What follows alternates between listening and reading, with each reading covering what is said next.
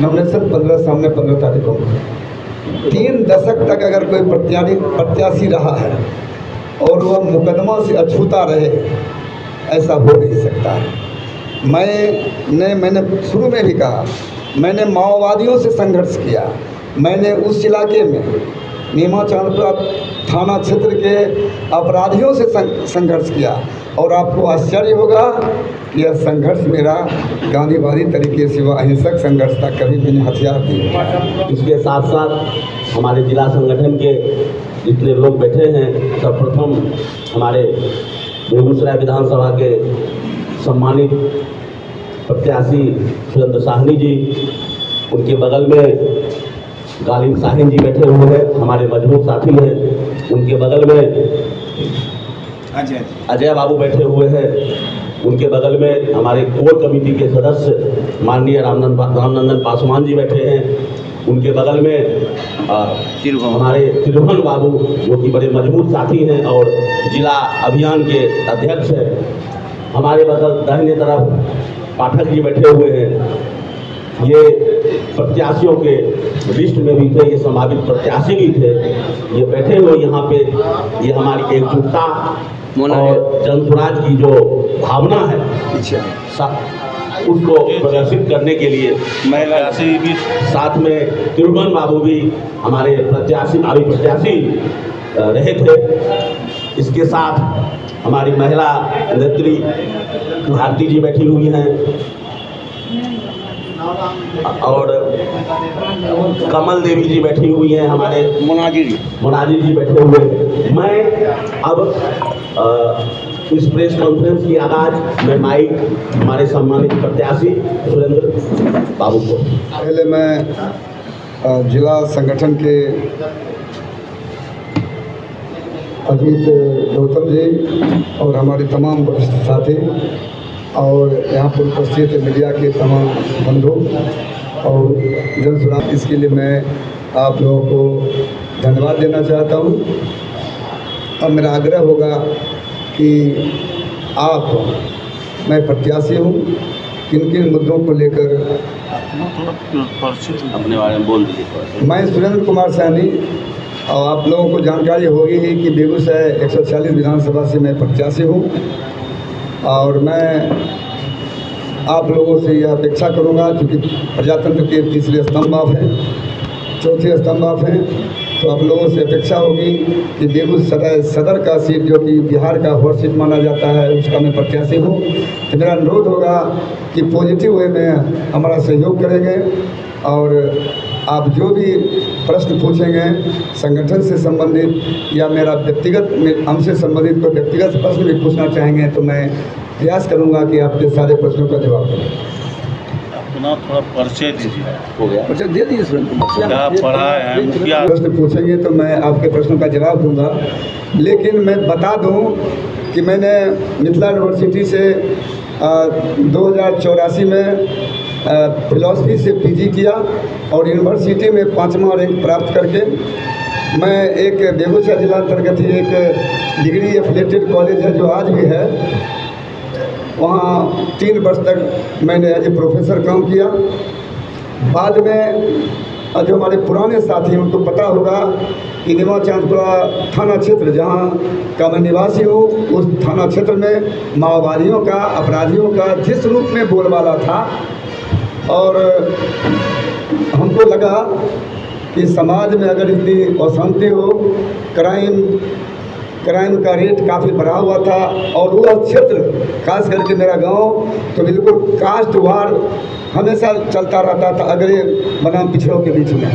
तो मेरा यह लगा हमको कि हमें करना चाहिए, अपने समाज के लोगों को पहले एकत्रित करें। तो मैं एक विकास मंच स्वयंसेवी संस्था जो बिहार सरकार से रजिस्टर्ड है, उसका मैं शुरू से मैं संस्थापक रहा हूँ।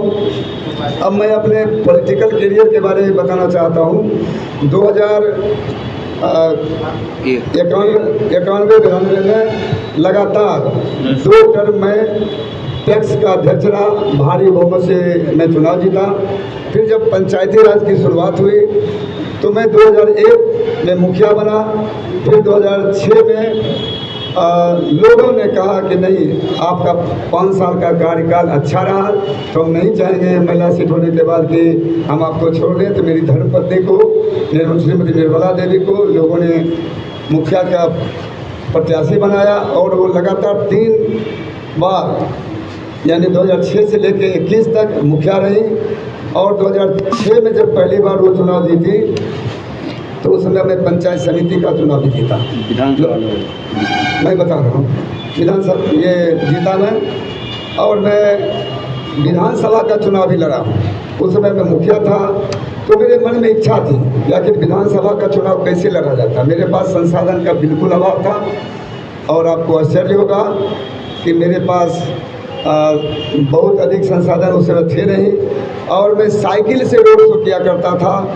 और उस समय निर्दलीय प्रत्याशी के रूप में मेरा कोई जनाधार उस रूप में क्षेत्र में था नहीं, बावजूद इसके मैंने 6200 वोट प्राप्त तब किया था निर्दलीय उम्मीदवार के रूप में।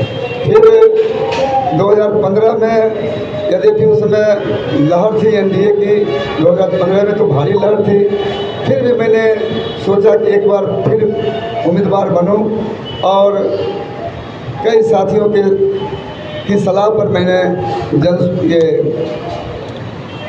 बसपा की उम्मीदवारी ली, और उस समय 4800 वोट मिले। फिर मैं जनस्वराज के बारे में बता दूं, मैं आज तक आपको बता दूं कि जब मैं बसपा का उम्मीदवार भी बना था तब भी मैंने नहीं ली थी किसी दल की सदस्यता, ये स्पष्ट कर दूं मैं।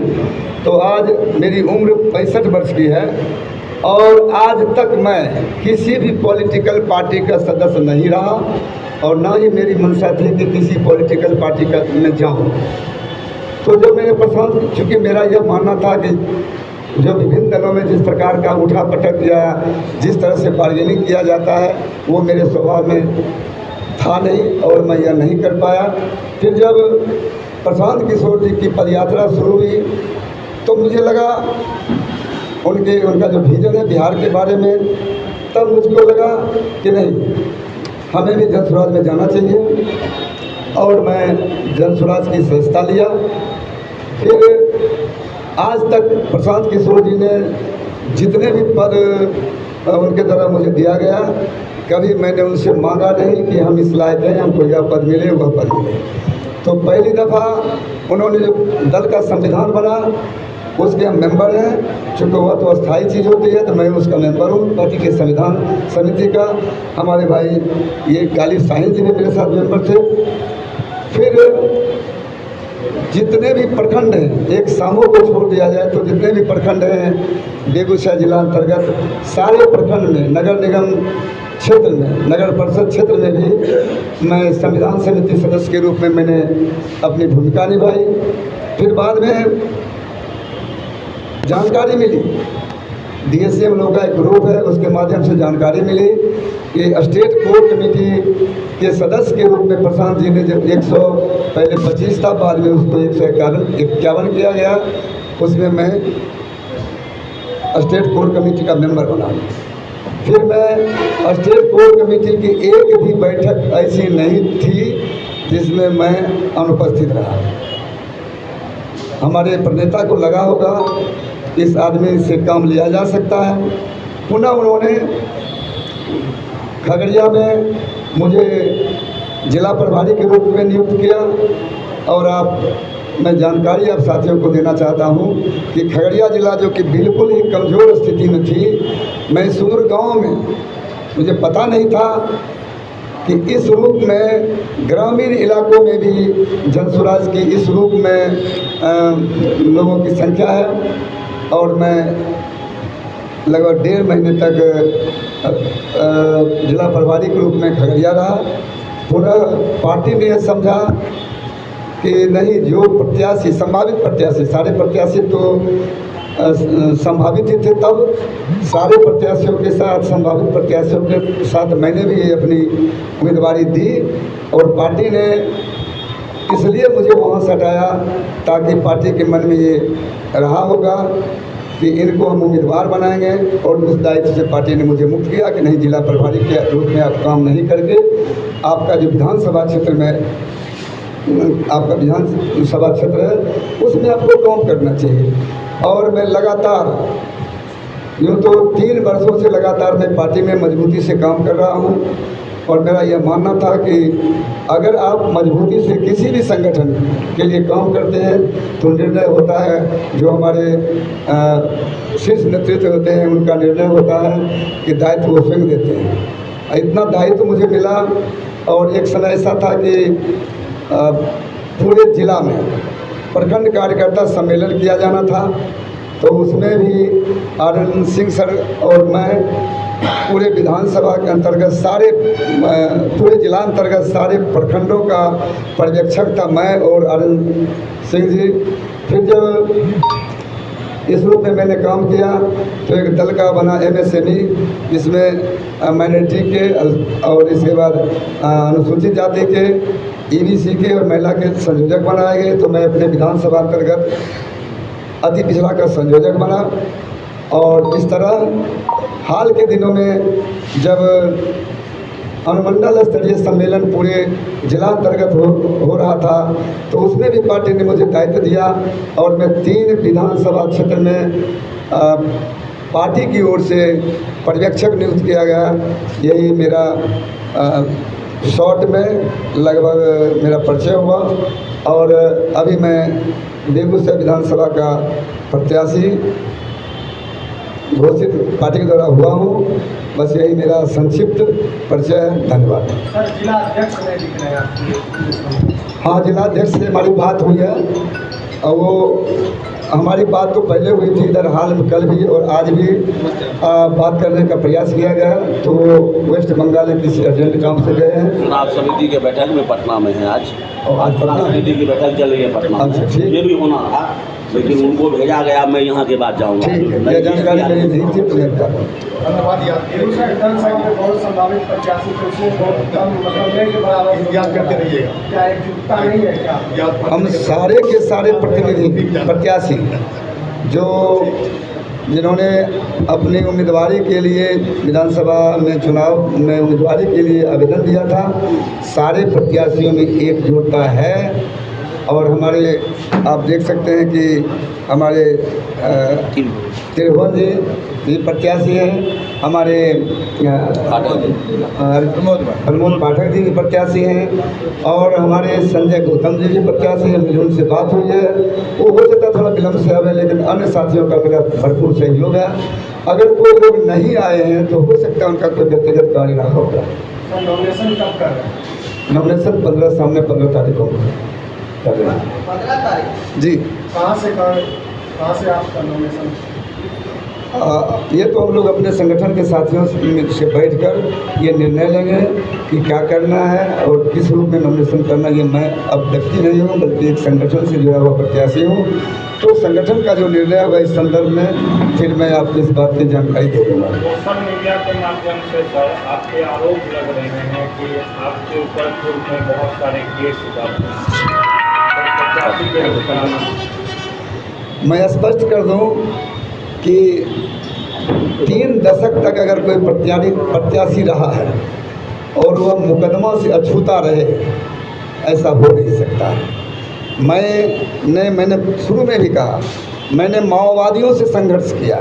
मैंने उस इलाके में नीमा चांदपुरा थाना क्षेत्र के अपराधियों से संघर्ष किया और आपको आश्चर्य होगा यह संघर्ष मेरा गांधीवादी तरीके से वह अहिंसक संघर्ष था, कभी भी हथियार नहीं। मतलब माओवादी हाँ है। अब तो लगभग समाप्त है। आप राजूपुर देखिए, आप कुसमौत देखिए, आप अझौर देखिए। हाँ, अब मैं मुकदमा पर भी बता दूँ। कैसे मुकदमे थे? आपको अगर जानकारी है तो मैं आपसे आपको कहना चाहूँगा कि आप बतावें कि कौन सारे मुकदमे हैं, तो फिर मैं बताऊँ कि कौन सारे मुकदमे हमारे ऊपर थी और उसकी वर्तमान में क्या स्थिति है।